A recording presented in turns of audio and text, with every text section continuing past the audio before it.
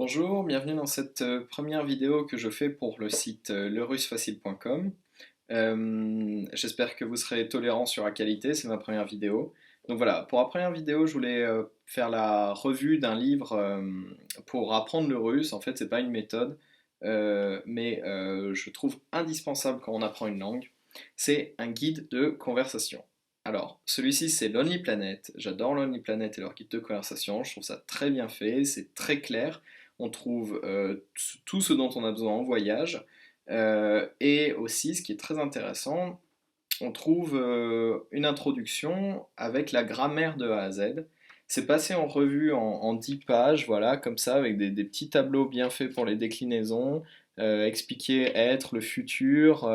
C'est très très simple, c'est minimaliste et j'adore les méthodes qui simplifient la langue, quitte à prendre des risques. En fait, si on ne peut pas résumer la grammaire russe en 10 pages, mais en effet, on peut résumer les bases. Donc c'est très condensé. Ensuite, il y a quelque chose de génial dans les guides de conversation, c'est qu'ils donnent des phrases. Et les phrases, ça permet de s'exprimer directement. Et c'est de ça dont on a besoin quand on apprend la langue. Les bases, on s'en fout. Les bases, on les apprendra plus tard. On apprendra la grammaire russe plus tard, quand on commencera à utiliser des phrases. Parce que c'est à ce moment-là, quand on utilise la phrase, qu'on réalise l'utilité de la grammaire. C'est-à-dire qu'on voilà, moi par exemple, je sais pas, je veux construire, je veux habiter dans une maison. C'est un peu comme apprendre parler russe. Je veux habiter dans une maison, je veux parler russe, même système. Je sais pas construire une maison, je sais pas bricoler une maison.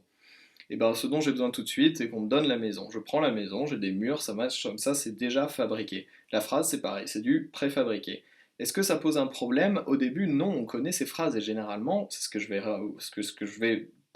ce dont je vais parler dans une autre vidéo certainement, c'est qu'on dit toujours la même chose quand on commence une langue. En fait, il faut apprendre son texte et ça marche aussi facilement que ça. Et ça permet ensuite de comprendre la grammaire, de pouvoir la modifier, de comprendre le système, par exemple, des déclinaisons, qui, en fait, si on commence avec des tableaux de déclinaison, on dit d'accord, le datif, l'instrumental, le locatif, qu'est-ce que c'est que ça? À quoi ça sert? À quoi ça ressemble dans une phrase? Et si, question intéressante, si je l'utilise pas ou si je fais des fautes, est-ce que les gens vont me comprendre? Est-ce que je vais parler russe? Oui, et sans souci. Et en fait, ce qu'il faut, c'est déjà produire de la quantité, faire des phrases quand on parle russe, arriver à s'exprimer, oser s'exprimer, puis ensuite on raffine après. Et c'est même mieux comme ça. Apprendre des phrases par cœur, ça permet de directement s'exprimer. Ensuite, quelque chose de très bien dans un guide de conversation, c'est qu'en effet, il permet de parler tout de suite. Donc, je vous expliquais les phrases, donc ça se recoupe, hein, mais c'est-à-dire que vous soyez en voyage, donc en voyage, c'est fait pour les voyages à la base. Mais si vous prenez des cours de conversation avec quelqu'un ou si vous parlez directement, vous pouvez dire on va faire tout en russe. On va imaginer par exemple, je sais pas, c'est ce que je fais dans les cours en ligne, je donne des cours de français sur internet, c'est ce que je fais quand ils ont le guide Lonely Planet, je dis ok, on va faire comme si tu étais en voyage. On prend un truc, voilà, par exemple là je tombe sur banque, donc un truc très spécifique, mais bon, c'est pas grave, on va apprendre du vocabulaire de la banque, et on va faire comme si déjà tu cherchais la banque, et ensuite tu dois faire un truc à la banque, je sais pas, retirer de l'argent ou bon, envoyer de l'argent, où il faudrait vivre en Russie pour que ça ait un intérêt, mais voilà. Et le but c'est directement, bah voilà, tu parles pas russe, mais tu peux lire, donc tu lis le guide de conversation avec les phrases qu'il te faut. Ça paraît constructif, on dit ouais, je connais pas mes phrases par cœur, je les connais pas encore, mais ça rentre comme ça en fait. On peut directement commencer avec le guide de conversation.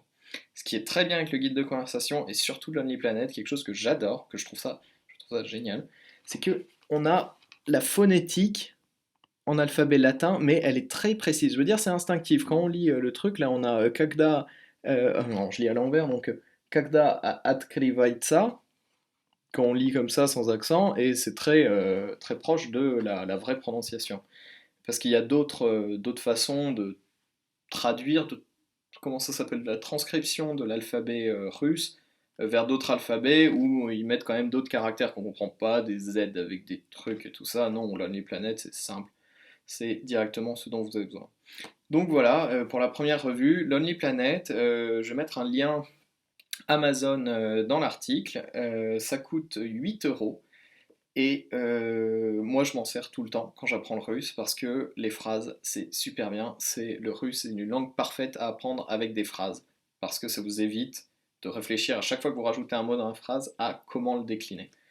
Donc voilà, j'espère que cette revue vous a été intéressante. Donc voilà, revue de Lonely Planet russe. D'ailleurs, je vous le conseille dans toutes les langues que vous apprenez.